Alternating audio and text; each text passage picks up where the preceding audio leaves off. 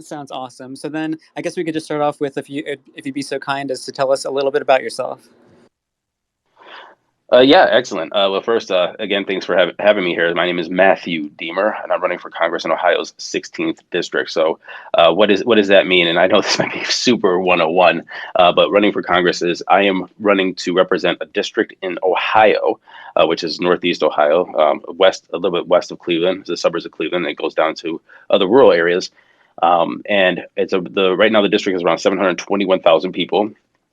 We're losing a congressional seat, and now bringing the total district up to about 820,000 people. And I'm running to go to Washington and represent this section of the Ohio population, and to do different things of legislation or bills, or sit on committees, and advocate for and be the voice of the people in this district. I think that you have a lot more questions about me in general, but I would love to answer those in due time, with some of those other questions that you have coming down the line, I bet. Yeah, definitely. That takes me right into the kind of the next one more about you is like maybe why did you decide to run for office, and then what about you and your experience qualifies you to be in Congress and to hold political office, and then maybe you could speak to what some of your strengths and maybe even some weaknesses are. Yeah, excellent. So what made me decide to run for office is I feel that I am a candidate that is for the time that we need it right now, because of a little bit about my background, and now we can just talk a little bit about where I came from. I was born in a place called Slavic Village in Cleveland, Ohio, which is urban. I've moved around Northeast Ohio quite a bit, and is rural, to rural places and suburbs and so on and so forth. I'm biracial. I went to the University of Hawaii and studied political science there. I traveled abroad and studied Chinese in Beijing University and lived in China for 13 years. Part of most of my career was in Shanghai, where I was an executive in hospitality and F&B. So I was the general manager, chief operating officer, as well as operations director over there, with up to 200 employees, millions of dollars a year in revenue, and had to communicate and work with people from many different nationalities, probably close to 3 or 4 dozen in one venue at one time, from British to Serbian to Kosovo to Chad to Guatemala, just a lot of different people in once trying to achieve the same goal. So I've always been able to bring people together in that way, through language and culture, but trying to create a common goal. I went to got a full scholarship in Taiwan to do my MBA. So I did my MBA in Taiwan, and while I was there, now it's going into bridging into cryptocurrencies, where I started my first podcast in 2017. I got into crypto in 2016, but I started my first podcast in 2017 called Crypto 101. It was to educate people to get into cryptocurrency, because when I got in, there wasn't a basic starter starter pack to get into cryptocurrency. I had to look up what is HODL. I actually had to ask a Reddit group, what does that mean? And I felt that, while I'm learning this, I'm going to bring people along and try to explain, what does RECT mean? What does HODL mean? What is maker taker fees?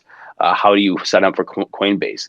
Just those different things to try to onboard people. So I did that from mid 2017 until I sold that podcast, that turned into 2 podcasts, that turned into a couple blog sites and a media company. And I sold that, and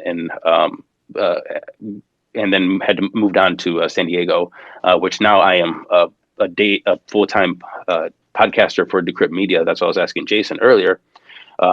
And do their daily news show. And so every day, 6 or 7 days a week, I talk about daily crypto news. So that goes into why do I believe that I am experienced to hold political office? Well, I think right now we need unity, for the most part. We need people that has experience internationally and nationally, moving around the states. We need people that have a understanding of emerging tech, and that's looking for different solutions for the future. Somebody that's solution based, somebody that can bring people together. And with what I've just spoken with you, my moving around, my different experiences in life, my different skill sets that I built through my career in my life, I think that we need somebody right now to wrap people together, so we don't have so much division. And so that's why I'm running for political office, and I think that's why I feel that I am going to be a good congressperson and a good representative for this district. That's awesome to hear. Yeah, like I will say something about kind of like what we've been doing here is I feel like we've gotten really fortunate in getting to speak some really amazing people, and I've noticed sort of a trend where it's like I feel like the right people are finding like you said, this is like the right time. These are people that are like some of the people we've spoken to are a doctor. They work in Silicon Valley. They have all different kinds of ranges of like real world experience, as opposed to sort of like people who just want to be career politicians. And so, yeah, I've been noticing that fire in people just kind of being stirred up. Well, I think, and I want to comment to that, is I think that a lot of people, I think that why that's emerging is because people don't want that. I don't know if that the people cognitively or consciously know that that's what they want, but I think that we're seeing a lot of career politicians go through the normal path and um, of moving their way up through different political offices they hold or seats that they hold, and it's just still maintaining the status quo. And we are getting to a point right now where not only do we have division, we have gridlock in Congress, and there's still a lot of things that we need to address as a nation, as different districts around that nation, especially here in Ohio. And we need to have these entrepreneurs, these people that come out that aren't from that typical path to kind of like go in there and just give a fresh eyes on things. Take their individual experiences and really propose new ways to do things. Yeah, I was going to say one last thing before I hand it back to Jenny is that I definitely feel like a lot of times when you're on the outside, politics feels so far away or that we have no control over it, and so it's really refreshing to know that there's people who are willing to go to bat for us. So yeah, thank you again for all this. All right, so I guess it's my turn. Matthew, a personal silly question first, since you mentioned that you were in China, right? So do you speak Chinese? I do. I do. Wow, I bet you speak better than I do. So I that don't know about that, but I do speak. I studied at Beijing University. At one uh-huh. point, I think it was pretty good, but I don't speak much anymore in Northeast Ohio. Gotcha. Is it Mandarin or Cantonese or what? It's Mandarin. Mandarin. Yeah, yeah. Gotcha. All right. So this question is actually a personal question from me because I was always curious. Now you're running for Congress in Ohio.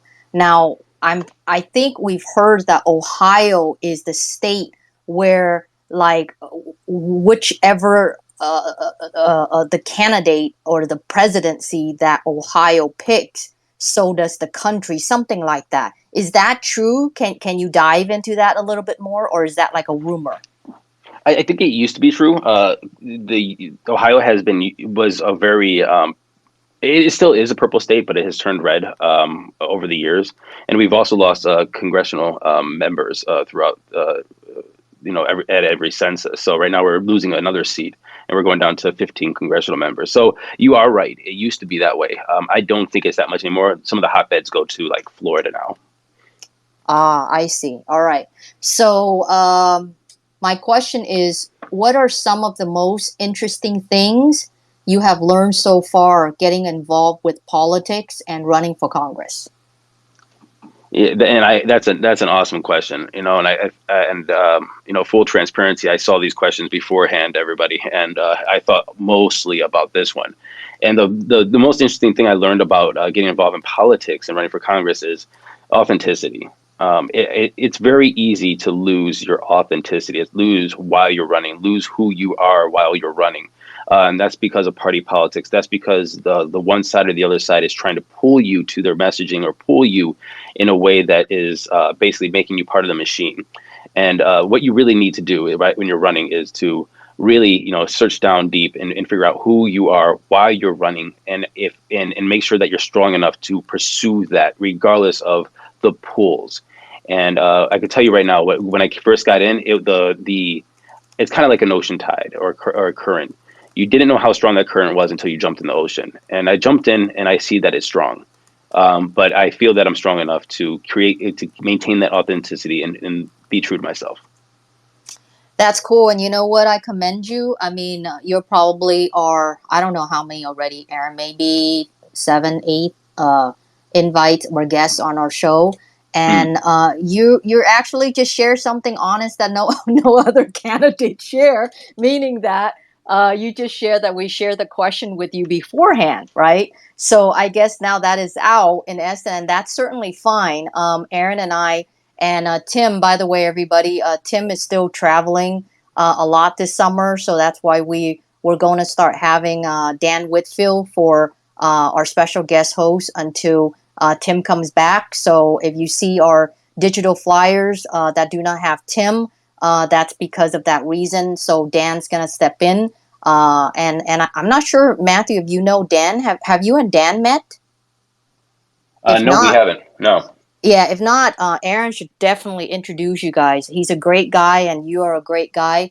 Of all of the guests that we have invited so far, I believe both you guys are top notch when it comes to knowledge about cryptocurrency. But we have a short time tonight, so let's dive straight into that. I just wanted to share about integrity and honesty. Was that Matthew mentioned that he did receive all the our questions first, which is all cool because a lot of our invites, they're curious what kind of questions do we ask them. Some don't, but some do, and obviously Matthew did not ask. We just sent it to him, and he was being honest that he did have a chance to read all of the questions. So, but that's integrity and that's honesty, and so that shows a lot of character when you're running for a public office. So anyway, my second out of two questions, and then Aaron can step in again, is what are some of the major issues you would like to tackle? What do you feel that is most important that needs to be solved as soon as possible? So there is the basic platform that I'm running on, and I'm going to add one more because of the cryptocurrency aspect. But my basic platform that I'm running on is manufacturing. I think manufacturing, I think, is super important. I think we're going to get into more of that later on in this conversation. But we need to bring manufacturing back to the U.S. and reshore our supply chain. I can't stress enough how much that I think we all feel it around the country right now, where we can't get items or things are delayed or we see companies slowing down or, I have a couple items that's been on order for almost 6 months and we can't get them. We saw during the pandemic that, our PPE was made in Italy. So when Italy shut down, our frontline workers were without PPE. We see that Ford has to cut production on the cars because, the chips are made somewhere else. And so I feel that we need to really make an effort to bring manufacturing back to not only the United States, but where I'm running in Ohio, where we are a manufacturing state. We've always made things over here, and we have to bring that back. Small businesses and entrepreneurship is something I'm really passionate about. Get people to open small businesses to make sure that we maintain our small businesses. I think that before the pandemic, we thought that maintaining small businesses was impossible, right? Walmarts and Targets and Home Depots, what can we do? They're going to just, undermine all of our small businesses, all of our mom and pop shops. But during COVID, we made a conscious decision to go there. I remember I drove, an hour to the other side of the city just to go to the restaurants I like during the COVID or the lockdown time or the pandemic, get carryout food and bring it back because I wanted to make sure they stayed open. So we have this conscious shift that we know how important these small businesses are, that we need to perpetuate, and we need to continue that within every city, every main street around the country to make sure that that these small businesses thrive and people open new small businesses. And with that, I want to make sure that these entrepreneurs can know that any small business is good and bring dignity and I guess sexiness back to the trades in high school. Let's get more people not looking outside of just going to university and trying to find that path, but make sure that we're promoting and showing that there are many different ways to make a great living and get those skills back to people. And so we have to do that in high school. We need to do that in trade schools. We need to do that across the country. The other one is a couple of other ones are, we really have to figure out our healthcare system, or we have to really, really work on our healthcare system. I want to make sure that our voting is expanded, not contracted. That is very important to me, that we are making sure that everybody gets to vote and doesn't have to wait 4 hours in line without a bottle of water. That's also very important to me. but and also unity. And I think I touched on that a little bit earlier. Is I'm running because I want to be a unifier, not a divider. I am never going to play the party politics of pointing fingers at the other side and saying it's all your fault or whatever. Because there are, I want to say that we need to have more conversations. We need to talk. We need to empathize. We need to create solutions. And right now, all we're doing is playing the blame game and making more problems. And that's not sustainable for the future. That's not sustainable for good legislation. That's not going to be a way that we're going to have, solutions that we all can rally around. And so I want to make sure that we change that. But if we're talking about crypto, I want to make sure that we are setting regulatory framework for these companies, these innovators, these businesses that so they can thrive and innovate and grow within the space within the United States. Right now, it's just so opaque. It's so gray. It's so it's just there's companies that are there that are operating right now that are still where we're still wondering, are they going to be able to operate? And that shouldn't be the case. And I think that we really need to tackle that right now to make sure that these companies aren't, just that we have consumer confidence in these products that are being pushed out, and that these entrepreneurs and these innovators have confidence in the products that they're building. So those are some things I really want to tackle. Wow, great stuff. Aaron? Yeah, so actually, you brought up consumer confidence, and so this brings me back to something that I wanted to discuss, which is, there's so many politicians that end up making empty promises as to what they want to accomplish. They run on these talking points to get elected, and then once they get the job, it seems like nothing happens. It's almost like they go in alive and they get in there and they're a zombie. And so, how do you plan to stay true to yourself and to sort of insulate yourself from those, like, for example, the traps of like a lobbyist bribery? That's a great question, but I think it's a very easy answer. Man, I've always swam upstream. I've always been the outcast. One thing I didn't mention, even though I did say I went to university and did my master's, I dropped out of high school because I wanted to do it my way. I will get things done, and people hire me for jobs in the things that I've always done because I got shit done. Full stop. And I didn't care if I had to argue with the boss, my boss. I didn't care if I had to do things that were hard because I wanted to do the job and get things done. And I always, made sure that I stayed true to myself. And that's why when I had these jobs, these people I've worked with, even in my younger days, I stayed with them for years. It wasn't just one time. It wasn't just flopping from job to job. I made sure that they, even though I argued with them, even though that, we always butt heads, but I was doing it for the best of the business, the best for the employees, and I got my things done. I think that when we start electing politicians and people, we have to find those people that don't mind breaking things, don't mind being a little insubordinate, don't have the clearest path to success or to their careers. Because in my opinion, there's people that know how to play the games, right? And they learn how to play the games and they get comfortable in those games. And then you have people that try to change it and make the games to what they feel is best. And I think that's one thing that we have to look for in people getting to office. That might actually end up being my favorite answer of the night, because I also dropped out of college to do things my own way. And so it's good to see someone not doing well. And so let's see here. So my next question has to do with the economy. I know that's really important to you and what's going on over there in Ohio. And so the pandemic has completely transformed everything. How various industries operate. Obviously, the stimulus and the payments have had a major effect on our labor force. I was curious, how do you see employment and job opportunities moving forward with this? There's so much innovation happening, so much change, and also now people are looking for both better jobs and higher pay. Well, they should get better jobs and higher pay. And we got to bring those better jobs and higher paying jobs back. And that's what I said earlier, is manufacturing and promoting entrepreneurship and small business.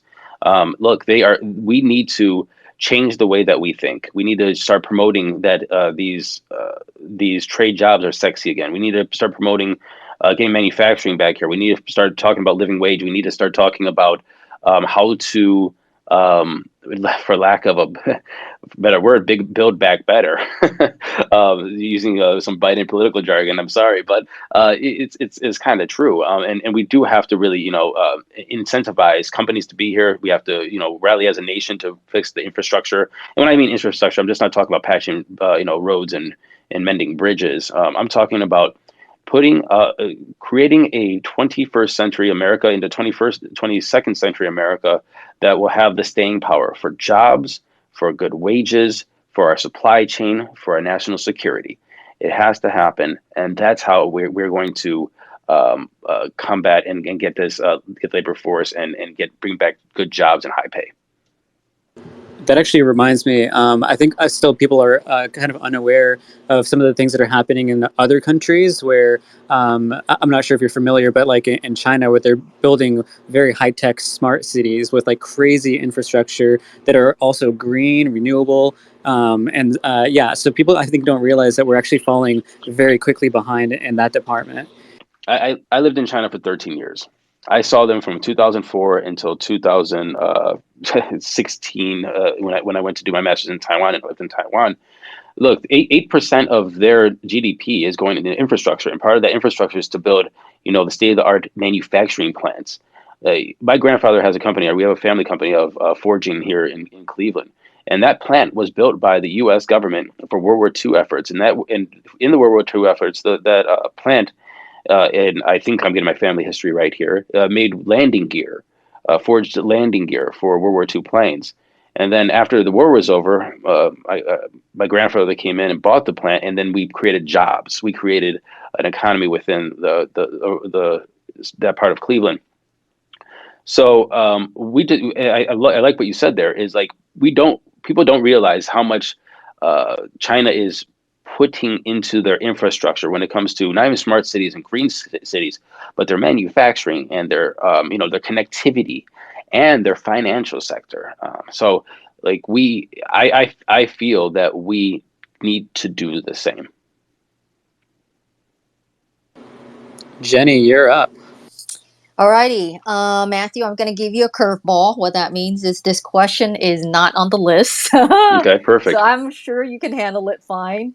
I'm going to touch on the topic of Elizabeth Warren, right? Mm-hmm. So obviously we are rooting for you to win, and assuming that you will win and that you're in it now, you're on Capitol Hill, and assuming you have 15 minutes to sit one-on-one with Elizabeth Warren.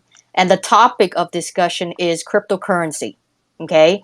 Mm-hmm. Now we all know that Elizabeth Warren is literally going after Gary Gensler and Janet Yellen to crack down on cryptocurrency.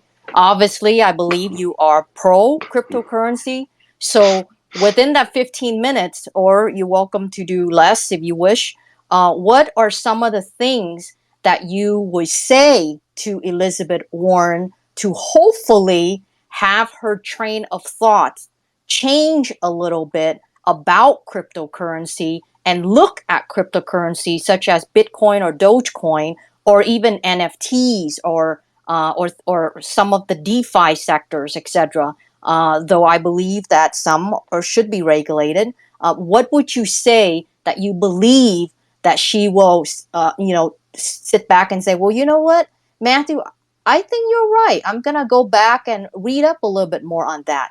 So take the floor and share with us what are some of the things that you would talk to Elizabeth Warren about cryptocurrency within the 15 minutes that you have with her. Well, thank you for the curveball, but it wasn't that much of a curveball. I think you just gave me a softball underhand pitch, but I appreciate it. I knew it. I knew you could handle it. Look, I think that's a two-part answer. The first part is Elizabeth Warren. What she's trying to do is protect the consumer. That's always what she's trying to do. And I said this earlier in our talk today. Is we need to create a regulatory framework for these companies to operate without making sure that American citizens are getting rug pulls or trying to get into the new meme coin that just popped out of nowhere because somebody knows how to make it.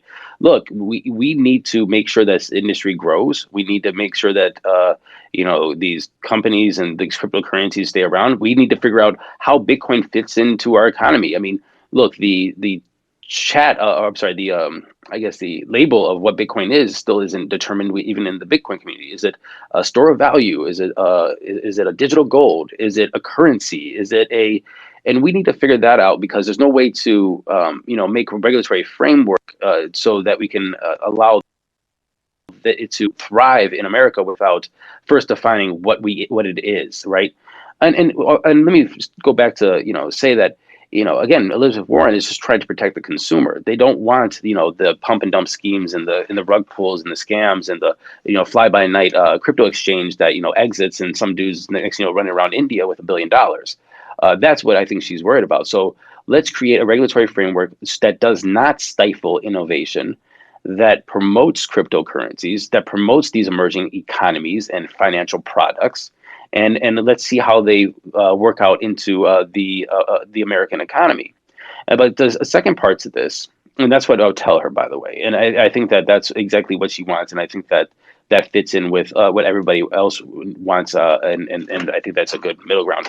But the second part of this is, if people have conversations like this, and crypto Twitter comes out and supports candidates financially and with promotion and marketing and all these other things, we will have a lot of crypto either savvy or other people or people that know about this space or innovators or tech enthusiasts in Washington D.C. So the voice is louder.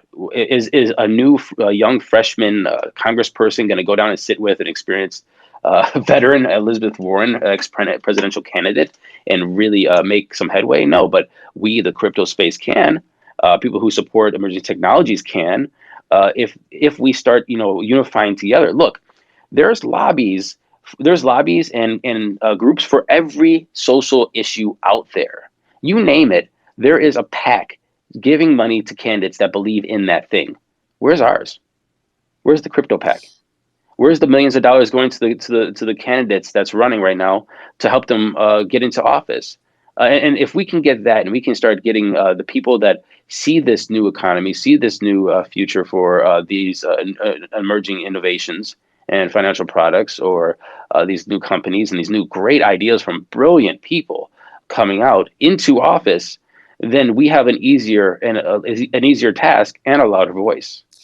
Matthew, I've got a follow-up question right there about, where's ours? Now, if I'm not mistaken, and everybody can certainly go on Twitter search or Google, but at the recent Bitcoin Miami, which I believe it's about a month to a month and a half ago, a Bitcoin maxi, his name is Max Geisler. I'm sure most of people heard of him. I'm not sure about Dogecoin community though, but You mean Max Keiser? Keiser, yeah. Geisler, right? Oh, I don't know who that is. Okay, so go on Twitter and just search him out, Max, M-A-X, Geisler, Geisler. Now, he is definitely a Bitcoin maxi. At the event, the Bitcoin Miami event, he said something. He was interviewed. He was in a white suit. He interviewed with someone, and he said, at least for the Bitcoin community, I believe he was speaking for the Bitcoin community, that they own the politician. I think, I can't really quote him, but something like that. He says that, we own the politician. We can buy him out. They do whatever we want to tell them. So do you think that's true? Have you heard anything about the Bitcoin community having lobbyists speaking to politicians, or those are just, naysayers, and, he was, saying things and there's no backings for it? Well, I really don't know what he said. I don't know the person. Oh, I spelled his last name incorrectly. It is Keiser. Yeah. Okay. Oh, I do know Max Keiser. Keiser. My apologies. Yeah, no, Max Keiser. I don't know what he said, but I do know that there are probably lobbyists in there. I have spoken to regulatory bodies and people who are crypto lobbies in there. I do know that Coinbase is obviously talking to people in Washington for regulatory purposes or maybe even lobbying purposes. So they do exist, but that's not what I'm saying that we need in the crypto community. Like what I'm saying is, if you go to, for example, again, pick your social social issue of the day, and you search for that, you will see that people are the community or people who believe the same thing are donating to candidates, and I have not seen a lot of money coming into candidates that hodl Bitcoin or hodl cryptocurrencies or in the space or work in the space that are running for office. And finding those people and actually, lifting them up as a grassroots community. So, it's not about Max Kaiser. I really honestly probably don't want Max Kaiser money, to be perfectly honest with you. But I do want the grassroots Bitcoin hodler, money to say, hey, you know what?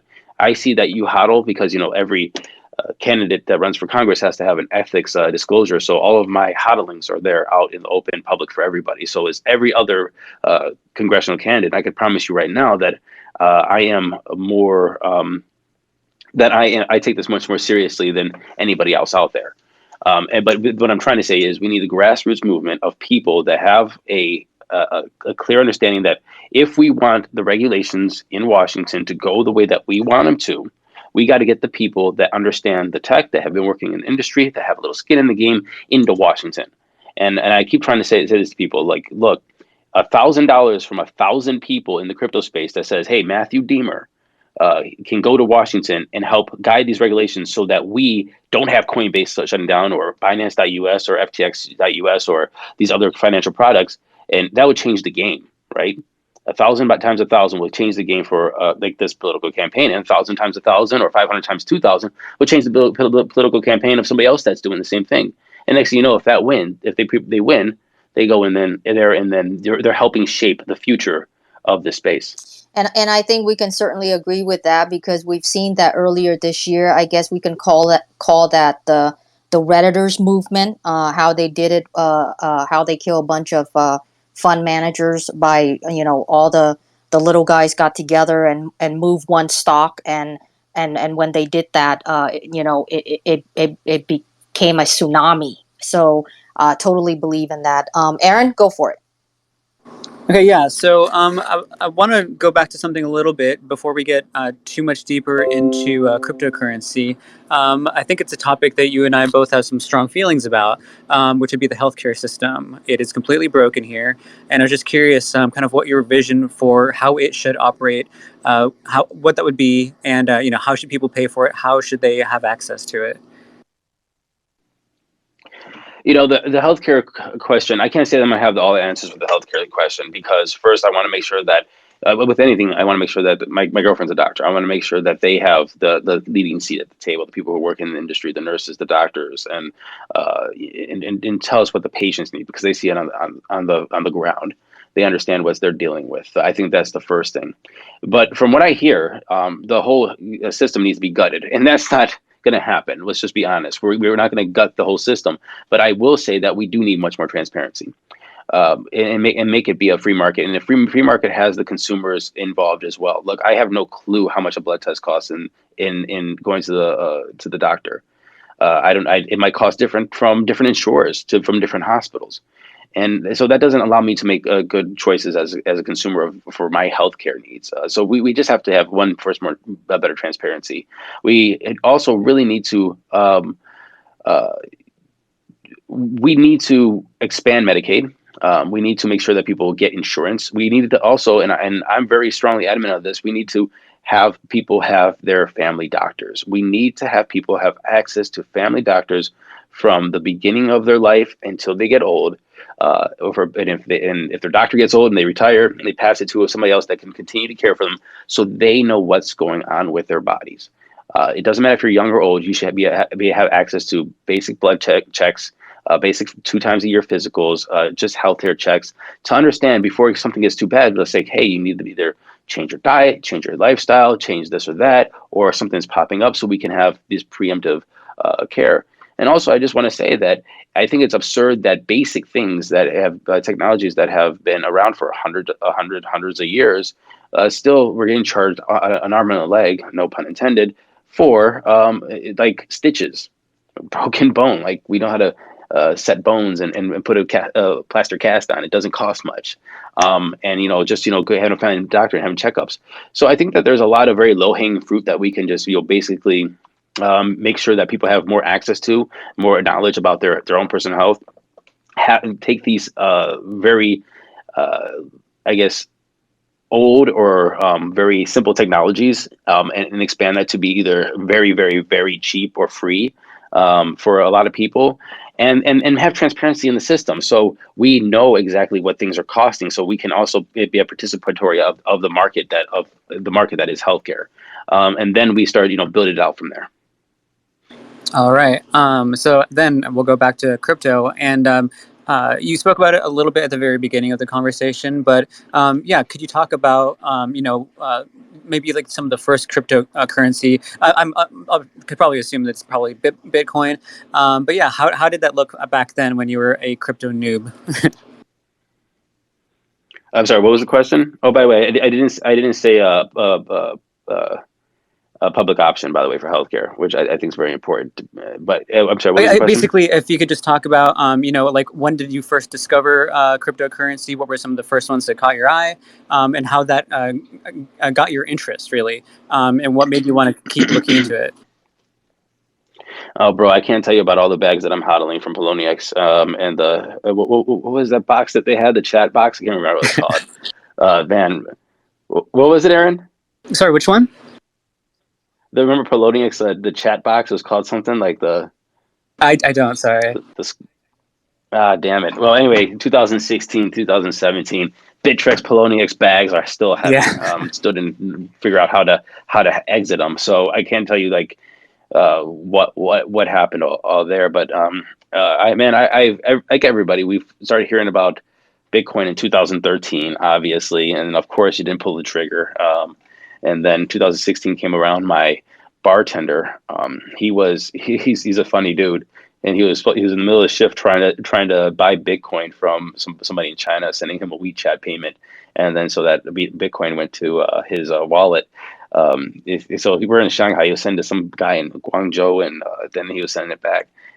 So anyway, he was doing this, and then that's what made me I was like, oh yeah, I started learning about this in 2013. I never got into it. And he's like, so he actually started, telling me how to get into it, and then from that on, it was down the rabbit hole into 2017, mid 2017, where I'm, asking questions online of. What is, in January of 2017, what is Rect, what is HODL, what is a maker taker fee, and stuff like that. Is Coinbase safe? And then decided to make that podcast. So basically, that's my entry into cryptocurrency. Awesome. Jenny, it's yours. So we have one of our listeners wanted to ask a follow-up question about Elizabeth Warren. I believe he's in the room. His name is LeBrian.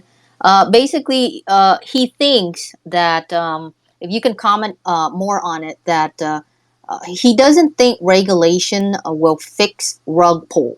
So we'll fix what? I'm sorry. Rug pulls. Yeah. Rug pull. Sorry. Okay. So do you think that he was saying that there have always been scams preying on people's desire to make money, and there will always be to the end of time. That's his belief. What do you think about that? I'm sorry. I got a phone call in the middle of that, so it actually just cut you off. I apologize. Oh, no worries. Again, a listener wanted to know, not know, but he thinks that regulation will not fix the topic of rug pulls. And he thinks that there have always been scams preying on people's desire to make money, and they will continue to do so until the end of time. So what do you think about that? True or not? Or do you think regulation will either stop or slow down rug pulls? Well, I mean, this listener is not wrong. I mean, but that's like zeroism, right? We're talking about zeroism. Like if we don't get to zero rug pulls, or we get to zero scams, then regulation doesn't work, and even in the current markets, there are bad actors, but we are fighting against that. I think when it comes to regulations, what we want to see is, or at least what I want to see, is frameworks so that the innovation and the companies and the building can continue to happen without the fear of regulations or regulatory bodies coming in and shutting you down. For example, BlockFi is operating, right? And just the other day, Texas is coming up to say, "Hey, I think that you're a security and you can't operate in Texas." Well, they've been operating in Texas, but they're operating in other states now. So it's like these are the kind of regulatory frameworks that we really need to address, so that companies like BlockFi, like them or hate them, I'm not saying anything about them. What I'm saying is, like, they're operating within the United States, and now they're getting shut down in different states, and it's like so murky. So then, where does your consumer confidence come in? So we're talking about, hey, we want Bitcoin to be a thing, right? We were saying, oh, it should be a currency, or it should be, we should do like, what was it, Argentina the other day? I'm sorry, I'm mixed. El Salvador, sorry, El Salvador, and incorporate it into our financial system. But we don't even have the basic frameworks to allow these companies to even exist without having, and then so consumers want to come in here and say, oh, I want to hook up my Coinbase. Well, the narrative hasn't been the government says, hey, this is how cryptocurrencies or Bitcoin is regulated, or this is how they should operate. Coinbase is a totally cool entity. You have consumer confidence, start buying Bitcoin, and then other banks and other companies can start using that framework to start incorporating into their financial products. And then people can start having confidence to, buy a little Bitcoin because they know that the government's not going to ban it because dark money or illegal or whatever. Like, these are the basic things that we need to do for consumer confidence and business confidence and entrepreneurship. So, like, yeah, we can't think about zeroism when it comes to scams. I mean, obviously we want to protect that, but there's always going to be a bad actor that's going to be crafty and figure something out.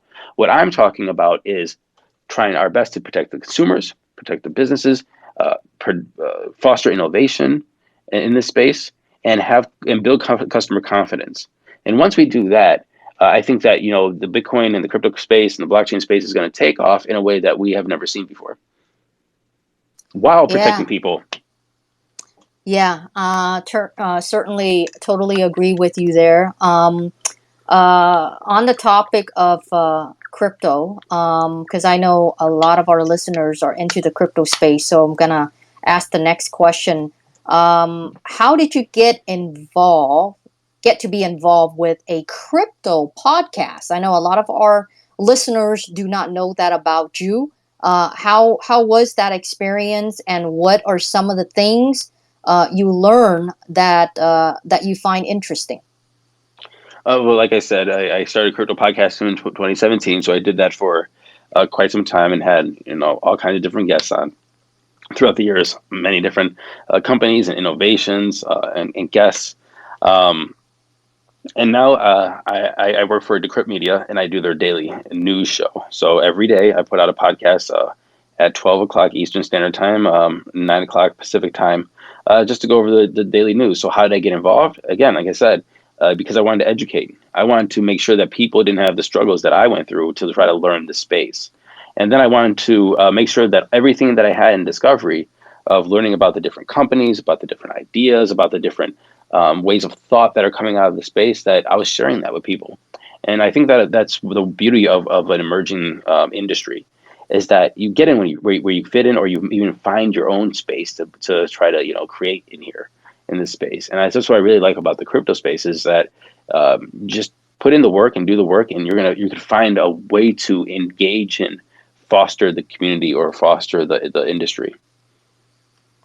So Decrypt, definitely you and Jason need to talk, because he also writes for Decrypt too. So that's pretty awesome. Aaron? Yeah, so this might seem like a simple question, but I'd like to hear from your perspective as someone who's gotten to talk to so many, let's say, experts about crypto and people who work in that. Why should people adopt and use cryptocurrency, and what are the benefits? That's actually the hardest question on this. You thought it was simple. Yeah.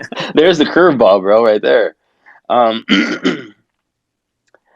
I don't know if people should adopt and use cryptocurrency, and I don't know what the benefits are, because again, I think it goes back to the the framework and what comes out. Look, we have a big discovery phase of cryptocurrency still.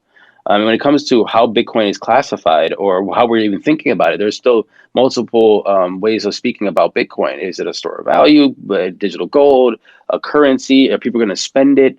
Are they going to find it's going to be layer two ways or Lightning that's going to spend it, and people are going to start spending their Bitcoin?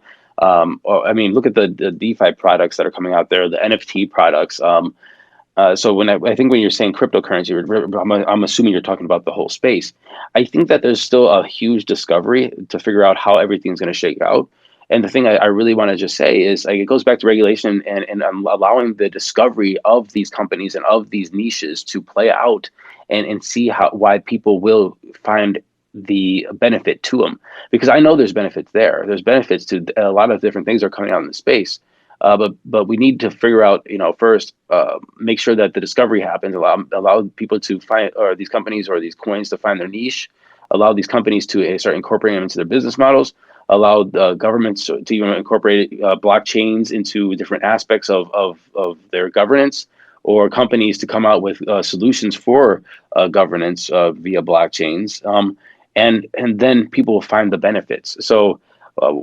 I think that's a very personal thing why people should invest in Bitcoin. I obviously hodl Bitcoin, and I have that little as some of my portfolio. But that's a personal choice, and people have to figure that out for themselves, and that's also the market figuring it out for itself. Okay, awesome. And by the way, that was a very responsible answer.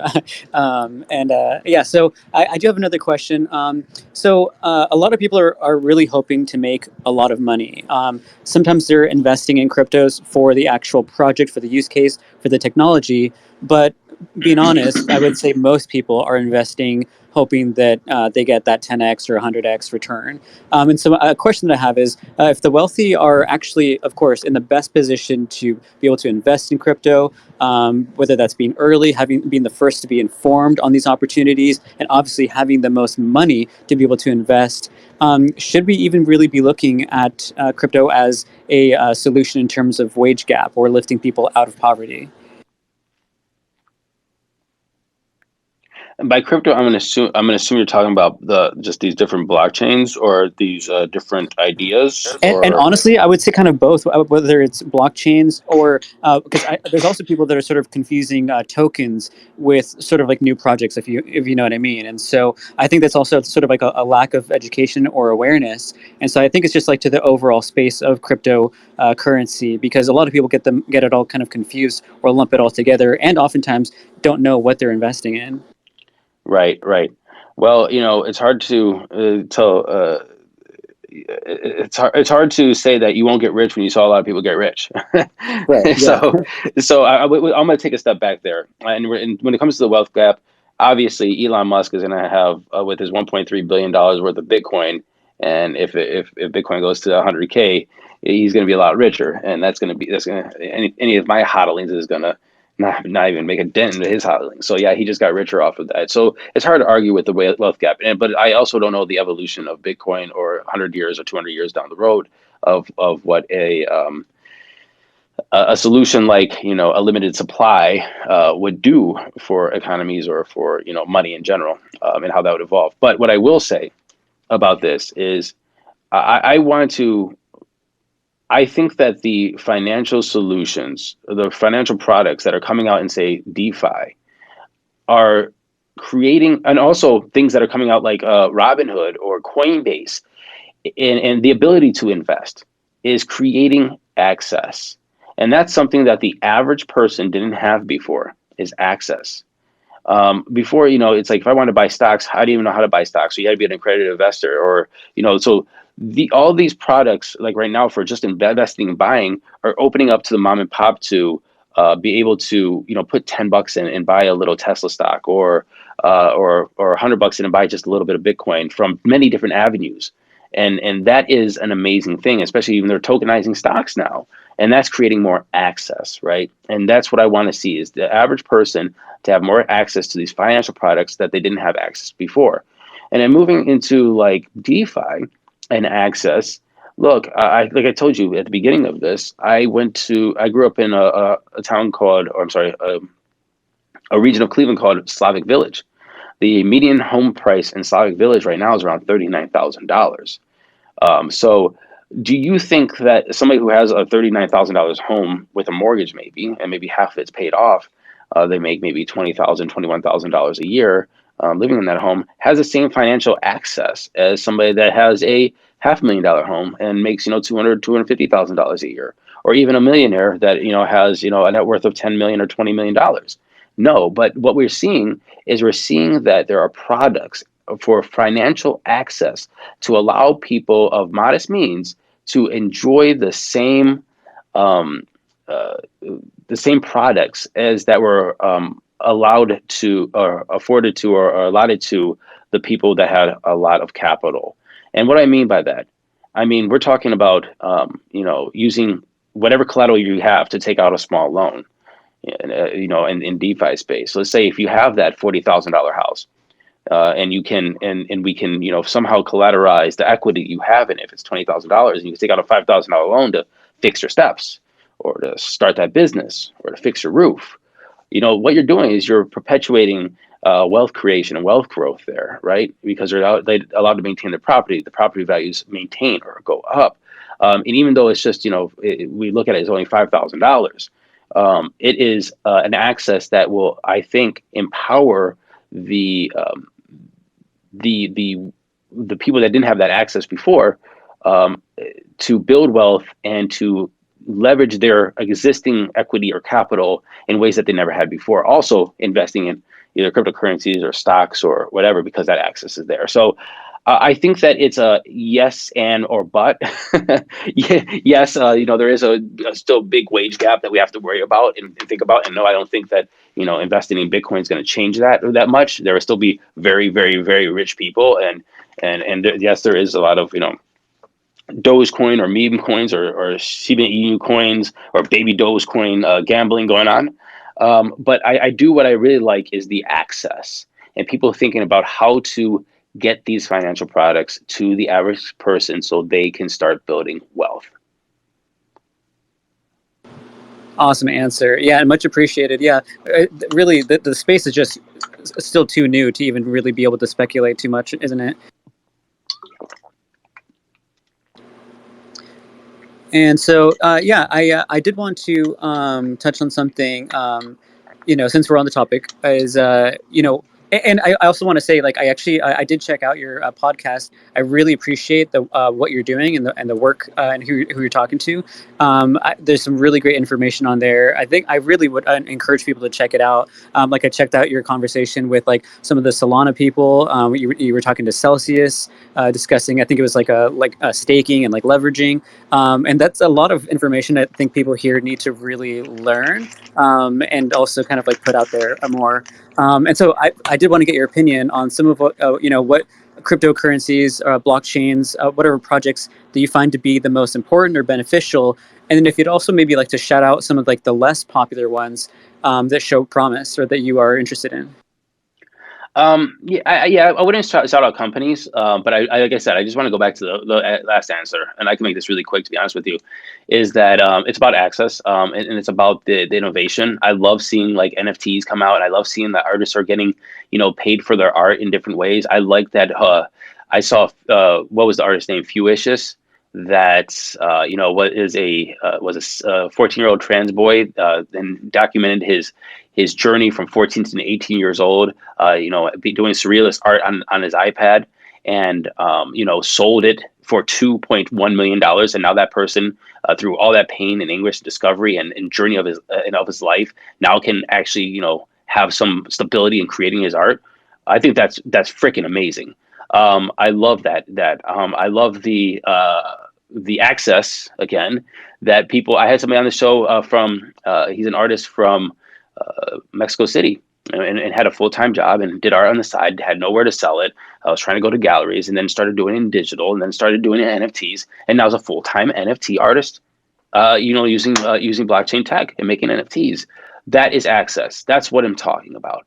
So any company that is expanding the for different people. I don't care if it's artists or people have the little bit of equity or just want to buy a little stock or Bitcoin or do something that they have never been able to do before to change their situation or follow their dreams or their passion or build wealth. That's what the companies I love. That's the projects I love in the blockchain space. I don't know if they're big or small. Those are the ones I'm looking for, and those are the ones that I really like to focus on. Awesome. Sounds good. Jenny? Yeah, quick follow up on that one, Matthew. When you say that you like it, does it in terms like like sitting as can you be a politician and sit on the board member? Or are you looking to invest in those companies, or why would you be interested to follow some of those companies? I'm just curious. Because I like the stories, if I was a politician and sitting on their company board, no. I would love to sit on committees that looked at oversight or regulations for to make sure that these companies still can grow and thrive, and people have access to these companies that are expanding to these different people. But I just like these stories that people are coming out. I mean, there's nothing better to see somebody to be. I love seeing people win, especially when you have when you don't know if you're gonna win, and you keep putting something into your passion, right? Like these artists that are just keep doing it over and over and over again. And even if somebody like Beeple, he's rich as hell now, $69 million for his work of art, but that's 5,000 days he did that art for, not knowing he was going to get a payoff, right? I mean, that is commitment. He didn't know he was going to get millions of dollars. He hoped so. He didn't think it was going to come that early. We didn't. The person who sold the art for 2.1, the 18-year-old, didn't know he was going to sell it for 2.1, but they loved their art, and that gave them a way to show it to people, and it was so good that people were like, "Dude, where did you come from?" Like, and that's what I love. Is I love when people win, and these companies are allowing people to win, and so that's why I like to follow these companies. Interesting. All right. So I think we are at 6 o'clock now. I think we're right there. If any of our listeners have a question or two, we will try to release Matthew hopefully within the next 5 to 7 minutes at max.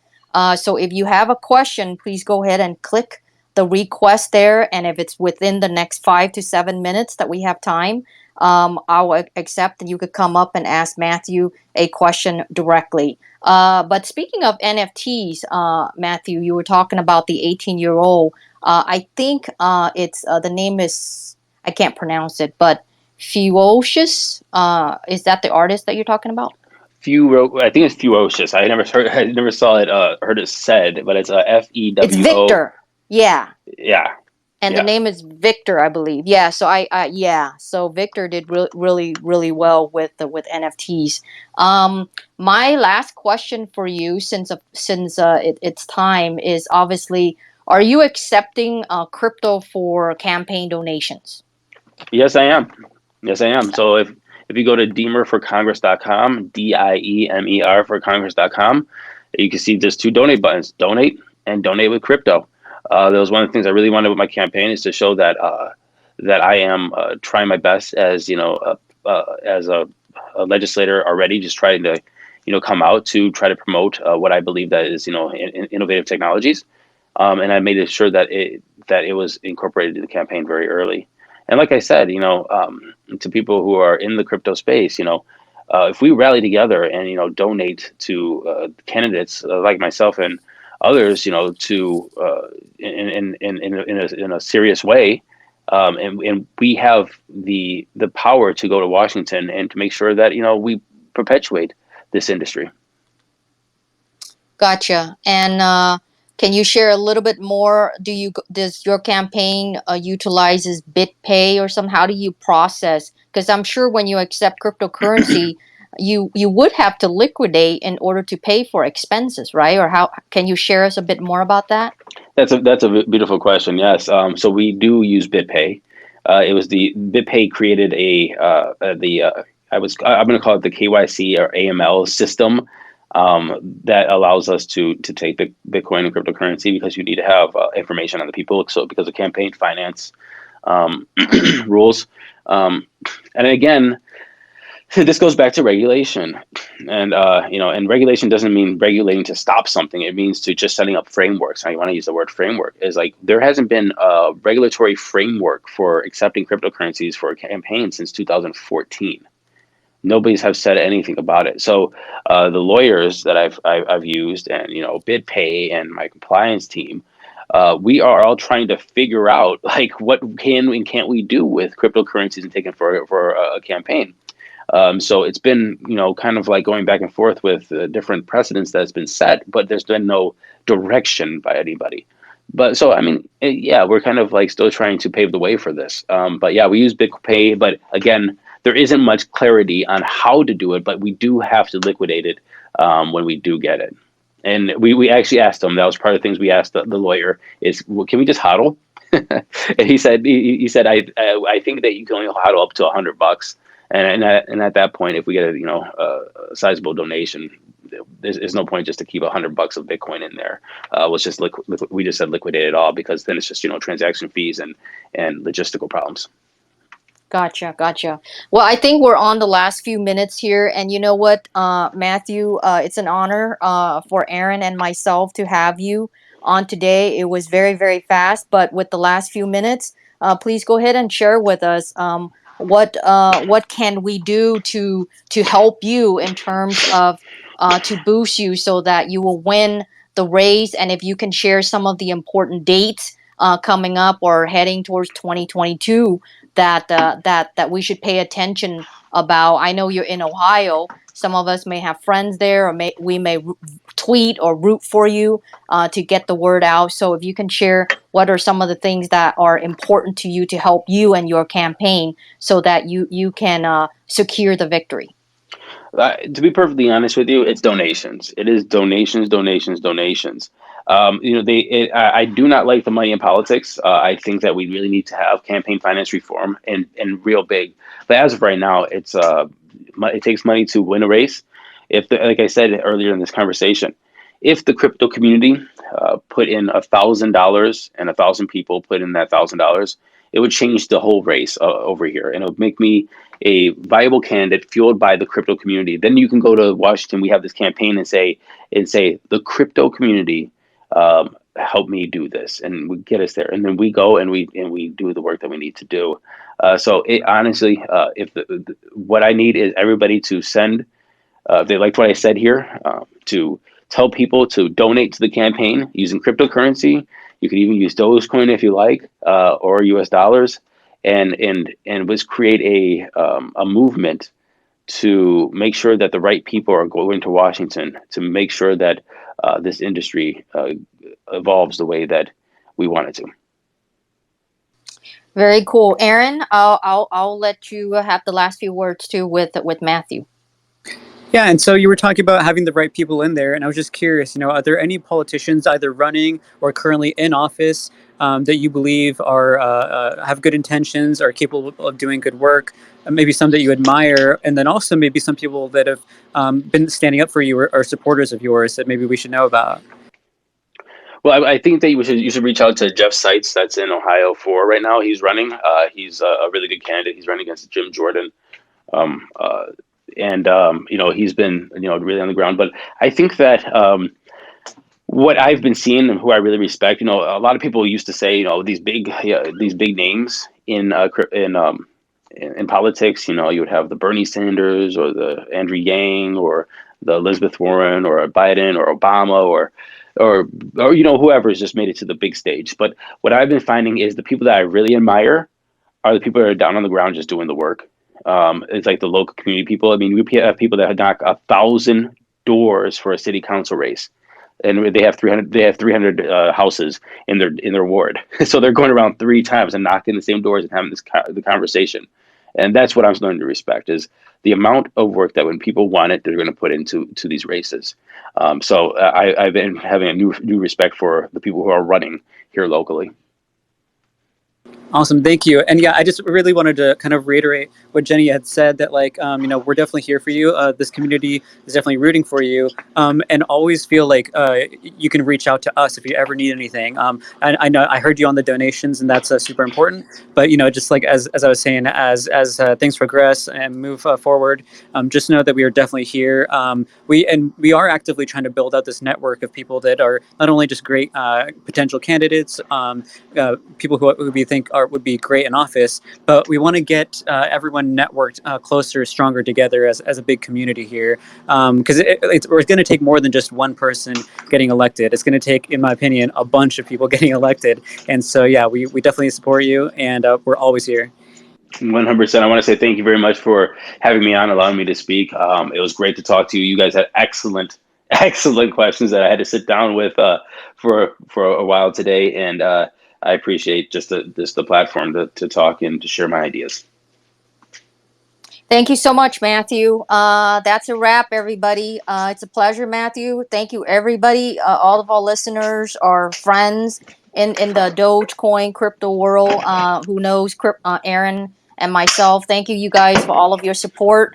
We're rooting for the Doge community, Doge Army, and Dogecoin overall. Definitely, we're rooting for Matthew, and we're looking to see him win. Ohio is a very important state, and certainly he's going to vouch for us. So thank you so much, everyone. Good night, and until next time. Thank you again. Thanks, Matt. Again. Thanks, Matt. Again. Thanks, Matt. Again.